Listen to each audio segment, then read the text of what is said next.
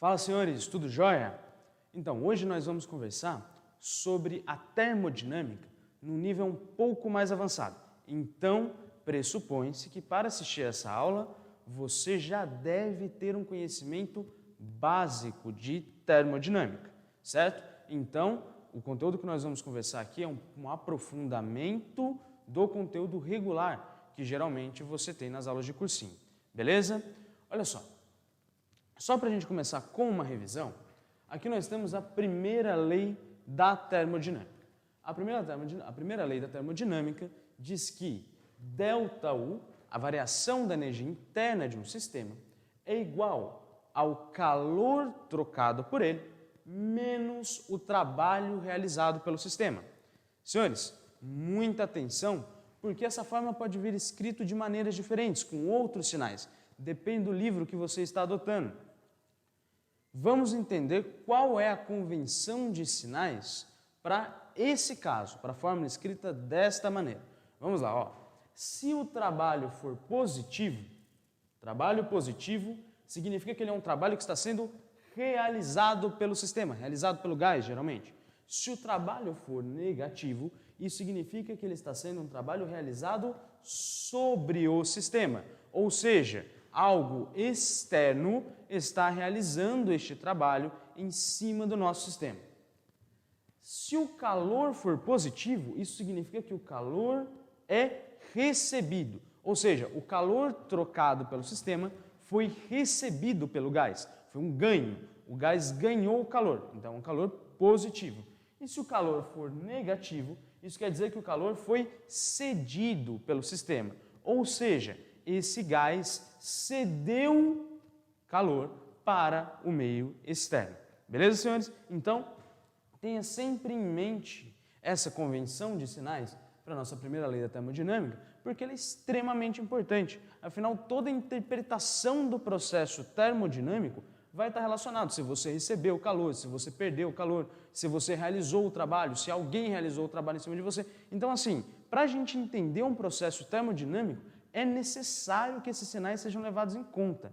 Em termodinâmica, você não pode fazer as contas desconsiderando os sinais, certo? Em termodinâmica, os sinais têm extrema importância para a devida compreensão do processo. Vamos lá, gente. Primeira conversa que a gente vai ter aqui nessa aula, fora essa revisãozinha, sobre o trabalho realizado por um gás. O trabalho de um gás dentro da termodinâmica. Primeiramente, nós vamos pegar o caso mais simples para calcular esse trabalho, que é quando eu estou em uma transformação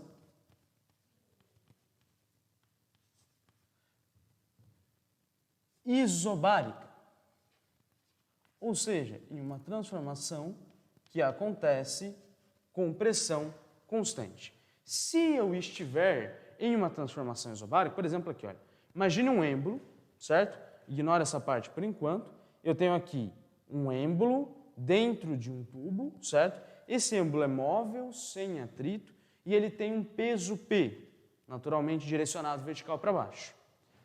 E aí esse sistema está em equilíbrio, certo? O êmbolo aperta um pouco o gás com seu peso e atingiu a nossa situação de equilíbrio, na qual o êmbolo está parado.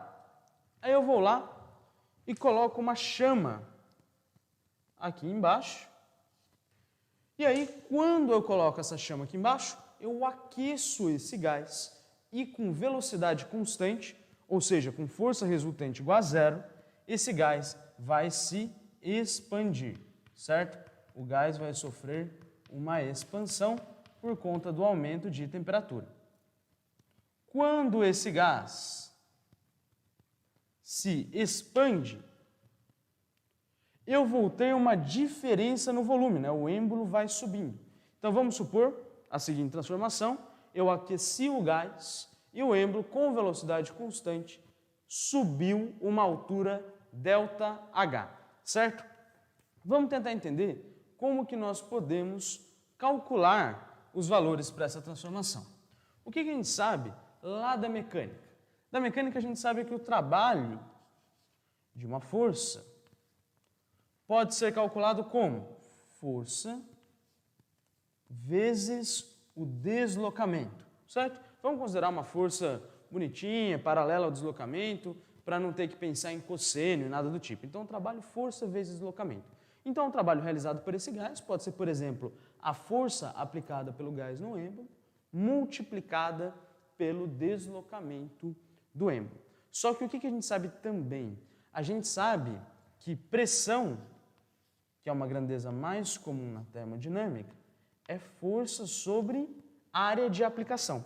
Então, eu poderia, por exemplo, passar essa área aqui multiplicando, e aí nós teríamos que força é pressão vezes área.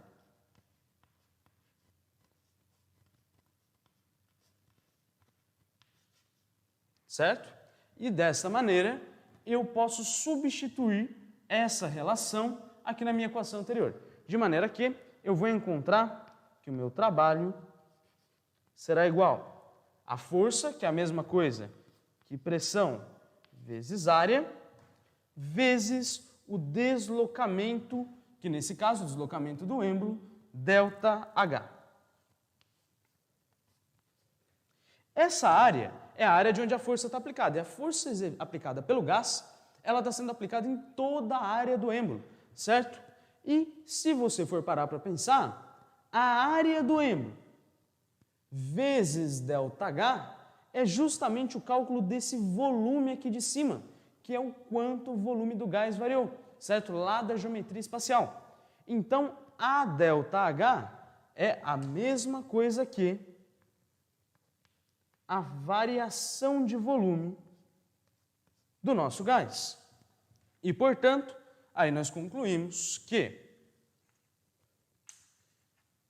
eu posso escrever o trabalho como a pressão vezes a variação de volume. Olha só, senhores, encontramos uma relação para o trabalho se eu tiver uma transformação que ocorra com velocidade constante.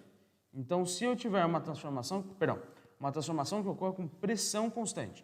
Então, se eu tiver uma transformação que ocorre com pressão constante, eu posso utilizar a equação. Trabalho é pressão vezes variação de volume. Mas veja só, eu posso buscar uma interpretação. Para essa expressão. Se eu pegar, por exemplo, o diagrama PV, que é um diagrama muito comum de ser utilizado em termodinâmica, diagrama pressão-volume, o que eu vou observar? Eu sei que uma transformação isobárica é uma transformação de pressão constante, portanto, no diagrama PV, ela representa uma reta, certo? No diagrama PV, ela não vai representar nada mais, nada menos do que uma reta. Ela vai sair de um dado ponto, de um dado estado, no diagrama PV, e ir até outro com esta curva de transformação. E aí, nesse caso, o que eu posso observar? Eu posso observar que P vezes ΔV, a pressão na qual a transformação ocorre, que é esse valor aqui, que não muda, vezes a variação de volume, ou seja, um V final menos V inicial,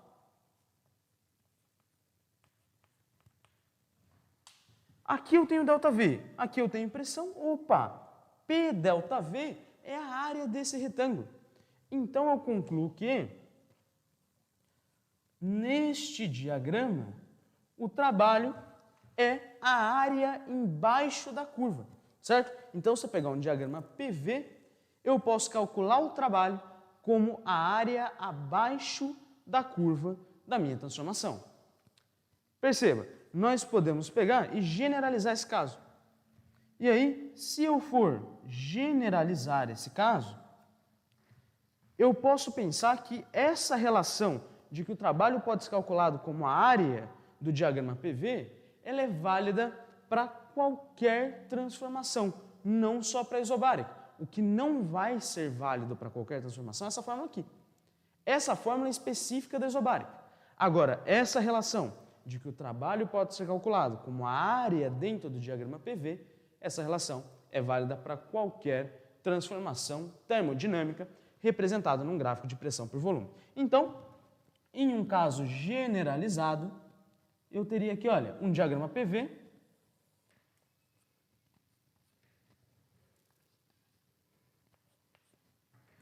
e uma curva qualquer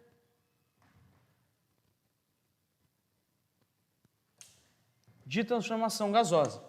Então, uma curva qualquer que represente essa transformação. O meu trabalho vai ser calculado como a área abaixo desta curva. E aí você me pergunta, mas Samuel, como eu vou calcular essa área? Isso é outra conversa. Depende da figura, né, gente? Tem figuras que você conhece a fórmula. Por exemplo, se for um setor de circunferência, se for a área de um retângulo, a área de um paralelogramo, losango, trapézio, são figuras que são conhecidas.